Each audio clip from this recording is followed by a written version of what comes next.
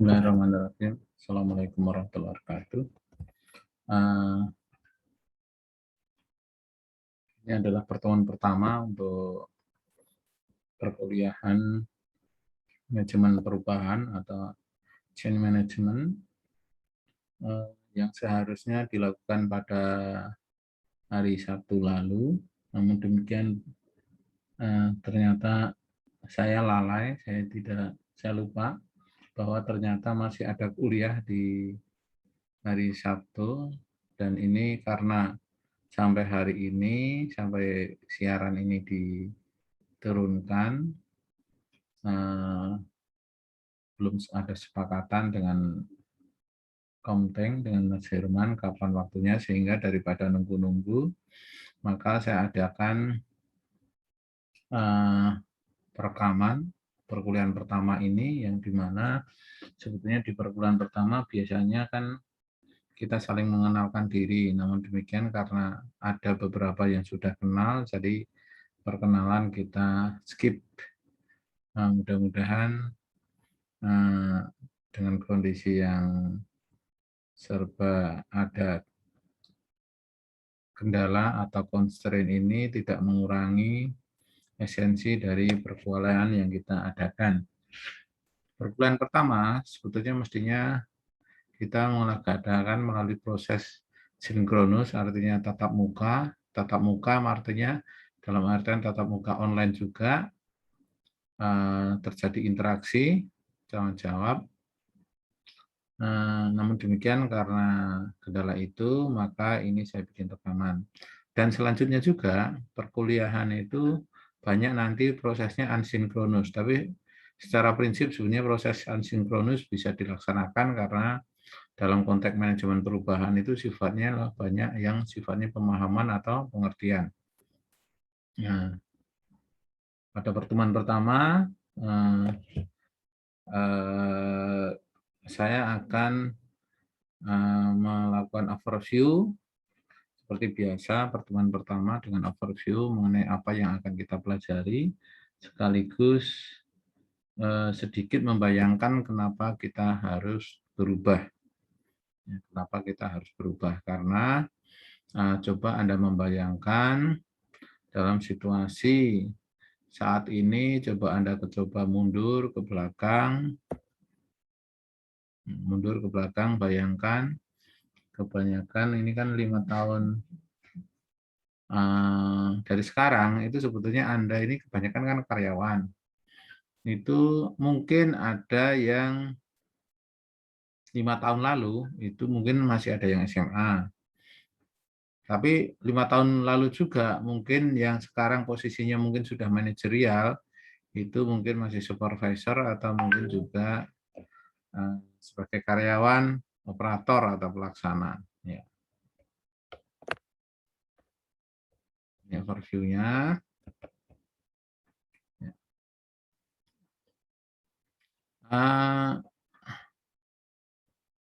Ini sudah saya screenshot.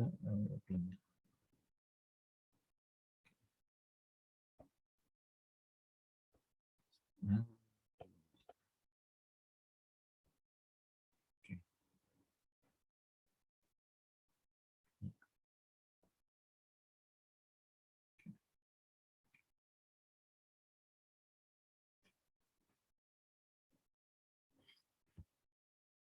Jadi kita kalau melihat manajemen perubahan itu tidak terlepas dengan horizon waktu, ya, horizon waktu. Ada yang pernah dengar horizon? Horizon itu kalau bahasa puitisnya kan cakrawala. Contoh cakrawala itu ketika Anda di pantai, gitu, atau pada saat apa ya, entah sore hari atau apa itu, jadi Anda tidak bisa melihat batas apa ya, batas sebetulnya batas daratan atau batas laut itu sebenarnya nggak kelihatan. Jadi adalah horizon. Nah, kalau kita mundur ya, mundur ke belakang ya, kalau mundur maju itu ke depan. Kalau munduran truk itu ada bahasanya. Mundur 5 tahun sebelumnya, mungkin ada suatu apa ya, pengalaman yang berbeda-beda dan itu sudah kita lalui, Jadi ketika ke depan itu sifatnya proyeksi, dan nanti kan mungkin ada mata kuliah itu teknik proyeksi bisnis. Kalau ke depan itu proyeksi, kalau ke depan itu historical namanya ya, historical atau masa lalu. Nah, 5 tahun lalu rata-rata kebanyakan mungkin di antara Anda ini heterogen ya kalau karyawan itu ya. Tapi saya lihat banyak kan muda-muda ya. Mungkin kalau rata-rata usia 27, 25 itu berarti kalau sekarang kuliah ya sudah kerja, kemudian ya, sudah kerja. Nah, tapi mungkin pada saat itu masih bergembiranya, euforianya lagi masuk kerja gitu kan. Jadi siapapun kalau SMA masuk kerja atau STM masuk kerja ya senang banget dengan gaji berapapun gitu. Nah, 10 tahun sebelumnya itu mungkin Anda SMA. Ya.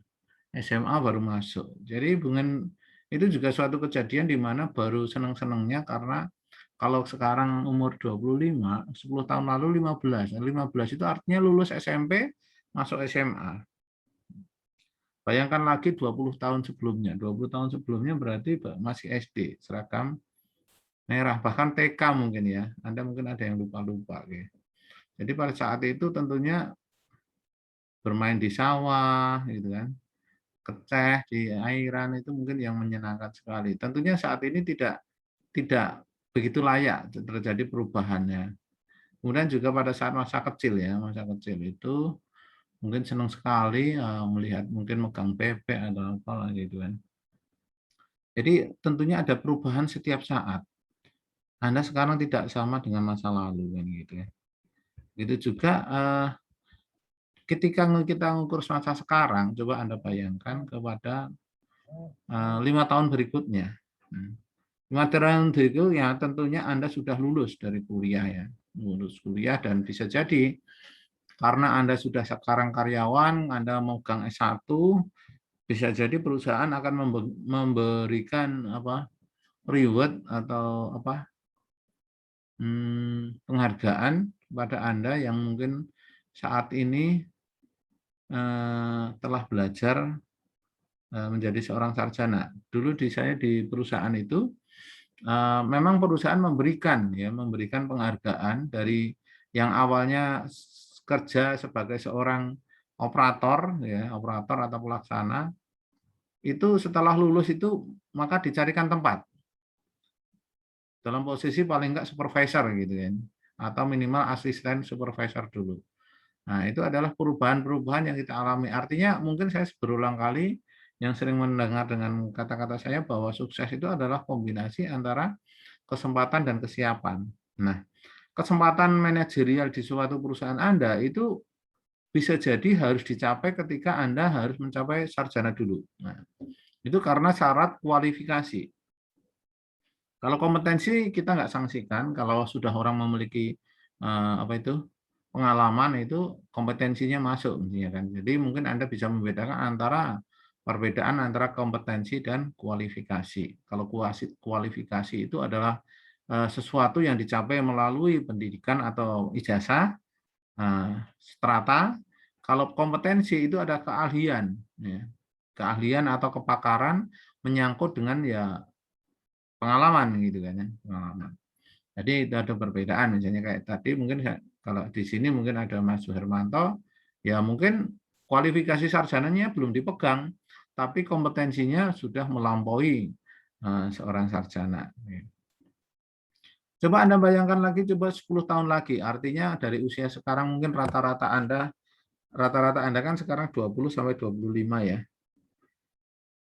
Saya anggap rata-ratanya 25. Itu artinya 10 tahun lagi itu Anda akan 35. Itu adalah puncak-puncaknya pencapaian suatu karir kan. Ya.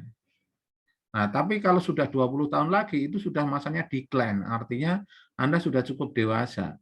Ya. Nah, jadi usia 45 seperti saya saat ini kurang lebih gitu ya. Nah, itu Anda sudah mulai tentunya berpikir yang berbeda lagi saat itu. Secara sederhana anak-anak Anda itu sudah mulai kuliah ya, atau mungkin minimal SMA. Nah, tentunya cara berpikirnya sudah berbeda sekali. Oleh sebab itu, tentunya setiap langkah apa yang Anda hadapi tahun ini atau akan datang itu tidak terlepas dengan apa yang Anda lakukan hari ini. Nah, dalam konteks ekonomi, investasi, dan mungkin pembelajaran gitu kan. Tentunya Anda ya juga tidak tiba-tiba ingin bisa menjadi dosen gitu kan. Dengan masuk ke S3 nggak bisa, karena harus ditentukan oleh masa masa sekarang. Anda harus menempuh S1 dulu. Walaupun mungkin secara perjalanan Anda telat, karena Anda mungkin melalui proses pekerjaan dulu. Tapi jangan salah juga bahwa orang yang start belakangan bisa aja mencapai finish duluan. Finishnya bukan berarti mati loh ya. Tapi artinya finish untuk mencapai karir tertentu. Banyak orang yang mungkin belakangan mengambil pendidikan S1, S2, tapi bisa jadi mencapai manajerial, mencapai apa itu sukses dunia juga bisa lebih cepat. Contohnya apa? Contohnya bisa jadi orang ngambil S1, ya, ngambil S1. Kemudian dia berhenti setelah S1 lulus. Sedangkan ada temennya yang dulu nggak ngambil S1, tapi karena motivasi yang kuat setelah S1 langsung S2. Setelah S2 kemudian langsung S3. Nah, itu nanti bisa jadi ketika temennya yang S1 tadi duluan ngambil, bisa jadi dia malah berguru atau ikut kuliah dari temennya yang belakangan ngambil. Itu hal yang biasa dalam dunia akademis atau pendidikannya. Kemudian Anda bisa bayangkan juga bagaimana nanti hari tua Anda. Nah, ini yang perlu biasa sekali dan umum sekali adalah kebiasaan orang Indonesia. Jadi mudanya itu ya apa ya bersenang-senang, berfoya-foya, lupa hari tua. Nah, ini yang membedakan antara Indonesia dengan negara-negara maju, karena di negara maju itu orang pensiunan apa ya, orang tua itu disantuni. Jadi mereka dijamin ya, dijamin tidak akan terlantar. Kalau di Indonesia, kalau nggak bisa nabung sendiri, di kantor pun menjadi seorang pejabat belum tentu, malah bisa jadi jatuhnya lebih dalam, lebih sakit ya. Apalagi investasi utama adalah misalnya kayak anak gitu kan. Jadi dalam konteks hidup ini ya investasi utama Anda ya anak. Ketika Anda tidak berhasil mendidik anak, tidak berhasil memberikan apa nilai-nilai kepribadian maupun nilai-nilai pendidikan yang layak, ya artinya secara proyeksi ya kurang bahwa masalah nasib, masalah apa penghidupan kita di masa datang kita nggak ada yang tahu. Justru karena nggak ada yang tahu ini, kita mempersiapkan sebaik-baiknya. Nah, saya mengapresiasi kepada Anda semua yang dari karyawan ini, ya artinya proses yang Anda lalui, ya mungkin saat ini tidak ada masalah, Anda bisa hidup. Tapi karena perubahan yang terus-menerus, perubahan itu tidak akan berhenti, tidak akan, meskipun kita merasa selesai, kita akan menghentikan diri, tapi bahwa perubahan itu percayalah akan terus bergulir, ya baik dengan Anda maupun tidak. Ya. Tinggal Anda mau mengikuti atau enggak. Proses perubahan akan berjalan di usia apapun. Kalau Anda mau terus mengikuti arus, ya itu tentu Anda harus mengikuti. Nah, misalnya kayak saya usia sudah 50 masih pendidik, apalagi jadi nanti suatu saat Anda akan merasakan ya, akan merasakan bahwa semakin tinggi pendidikan ilmu Anda secara akademis, maka akan merasa semakin bodoh. Ya. Akan merasa semakin banyak yang kurang, belum bisa apa-apa. Memang ketika orang baru lulus dari S1 itu rasa gagahnya luar biasa. Ya. Tapi itulah sebenarnya awal gerbang Anda ketika Anda menyadari bahwa Anda itu masuk atau nyemplung pada dunia yang nggak diketahui apa-apa. Ya. Kayak di luar angkasa, space gitu ya. Memang sih ketika Anda menapak kayak baru S1 mahasiswa dengan jaket gagah gitu kayak di RT itu udah istilahnya peng-pengan banget gitu ya.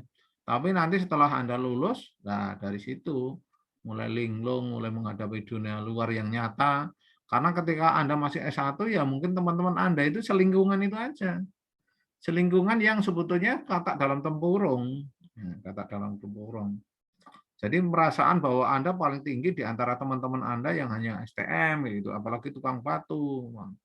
Nah, tapi kalau seandainya Anda, komunitas Anda masuk ke dunia yang lebih luas, itu sebetulnya kita bukan apa-apa ya.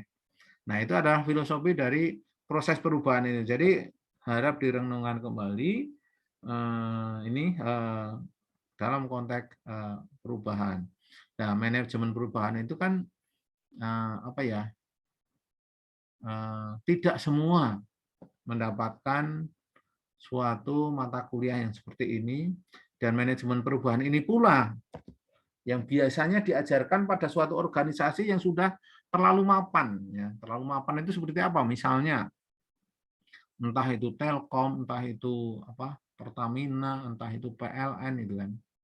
Kalau ketika dulu dikuasai atau dipegang oleh apa ya orang-orang sepuh gitu kan. Jadi atau mungkin dunia pendidikan juga gitu kan.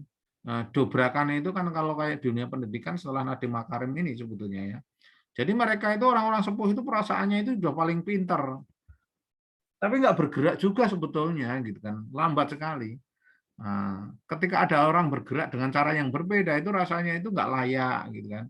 Padahal memang untuk apa ya, untuk melampaui gerakan kecepatan yang biasa itu ya dengan cara yang berbeda.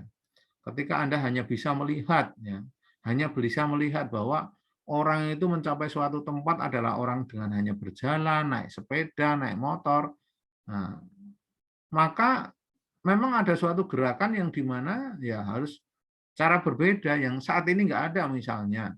Misalnya di Indonesia itu belum ada yang namanya kereta cepat atau Shinkansen itu nggak ada, tapi mulai ada. Itu juga banyak yang mencemooh. Tapi itu juga yang membuat kita sebetulnya akan apa supaya mencapai apa ya? Kalau di kimia itu ada orbital gitu ya, orbital yang berbeda. Kalau dalam konteks fisika atau kimia itu untuk bisa mencapai orbital yang beda itu mesti ada sentuhan energi yang berbeda atau artinya melesat gitu ya dalam bentuk foton gitu ya. Oke, itu mengenai konsep dari manajemen perubahan. Jadi hidup itu tidak sama dan akan terus berbeda. Jadi kita harus bergerak tahap demi tahap dengan cara berubah. Ya, ya. Ini kalau kita lihat sebetulnya, nah, bayangkan berapa abad yang lalu gitu ya. Jadi orang mungkin dengan apa ya 10.000 tahun yang lalu orang berburu dan meramu, kemudian ada revolusi industri 300 tahun lalu, kemudian 40 tahun lalu mulai bergerak dengan eh, apa, teknologi informasi, kemudian kan yang belakangan menjadi pengetahuan manajemen. Makanya kadang ada film-film fiksi gitu yang film-film fiksi yang menggambarkan apa ya mesin waktu gitu kan. Saya sih belum percaya yang kayak gitu sih ya. Nah, tapi artinya bahwa dulu orang pun nggak pernah membayangkan bahwa akan terjadi teknologi-teknologi seperti ini. Nah, dari pertumbuhan ini kalau kita masih seperti itu gambar yang paling eh, eh, dari perkembangan misalnya ini orang-orang berburu dan meramu ini menjadi ada ini kayak banyak nyetor kali nampak ya sorry. Nah, itu. Jadi dari orang hanya berburu kemudian nyari bahan-bahan gitu sekarang sudah bisa mencetak atau membuat dengan kreativitas makanan yang sangat berbeda-beda. Itu adalah proses itu. Kalau kita nggak mau berubah, kita hanya menjadi penikmat atau penonton ya. Jadi nanti ke depannya itu kita akan bersaing melalui kalau tadi persaingan itu ya banyak SDM SDA yang bisa kita ambil, tambah dengan sekarang itu kita bersaing dalam kecerdasan ya, kecerdasan intelijen. Disediani wae. Nah, gitu ya. Oke. Ini sekitar pengantar. Jadi siapa yang lebih kreatif akan menghasilkan inovasi dan akan menang gitu ya. Nah, kita harus selalu berubah. Ya, baik perubahan struktur, teknologi, setting fisik maupun orang. Ini pendahuluan dari saya. Nah, kemudian untuk kontrak pembelajaran itu kurang lebih sama ya. Apalagi online ini. Yang paling penting apa? Paling penting, nah gini, saya sering dari beberapa kasus, ada suatu kemudahan-kemudahan itu lama-lama dimudahkan. Jadi harapan saya tidak seperti itu. Sebelum-sebelumnya, dengan cara saya ngasih YouTube, YouTube itu digampangnya wes penak, YouTube bisa disetel kapanpun, ternyata nggak disimak. Ya, itu yang pertama, tidak disimak. Yang kedua, tidak ada komen atau like.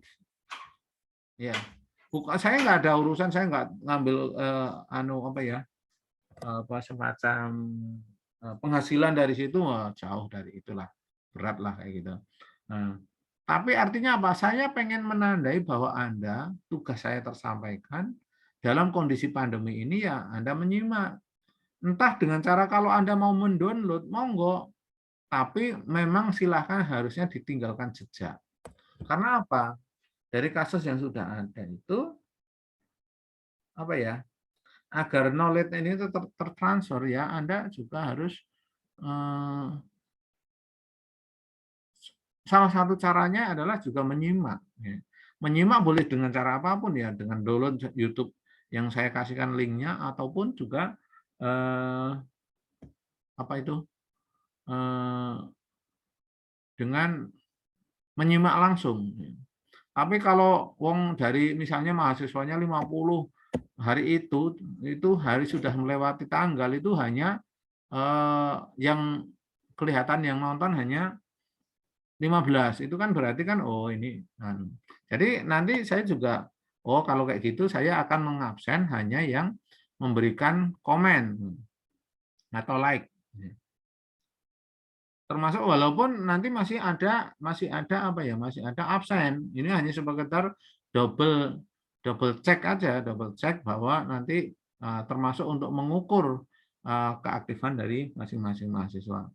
Tentunya saya apa ya, menghargai Anda. Jadi saya biasanya sudut pandang saya itu mahasiswa yang karyawan itu lebih rajin-rajin malahan, walaupun mungkin agak telat ada apa, karena tanggung jawabnya, memahami dari berangkatnya, filosofi berangkatnya. Kalau yang mungkin reguler itu bisa jadi karena paksaan orang tua, yang penting kuliah, yang penting sekolah. Tapi kalau dari karyawan, logikanya direwangi kesel-kesel ya jangan sampai rugi. Ya, jangan sampai rugi. Direwangi kesel-kesel, nanti nggak maksimal, wong udah bayar lagi, udah kesel, udah bayar, ya harusnya itu karena dari awal udah diniati untuk kuliah gitu. Itu teman-teman sekalian. Nah, nanti ada proses bagaimana proses perubahan itu dilakukan ya, dari apa ya, ada meniadakan, ada emosi, ada resisten atau apa ya, ketahanan ya, resisten itu tidak mau menerima, kemudian mulai menerima, acceptance sama komitmen. Ini adalah proses-proses dari perubahan pribadi. Nah, oke, sebetulnya untuk awal seperti sampai di sini ya. Kemudian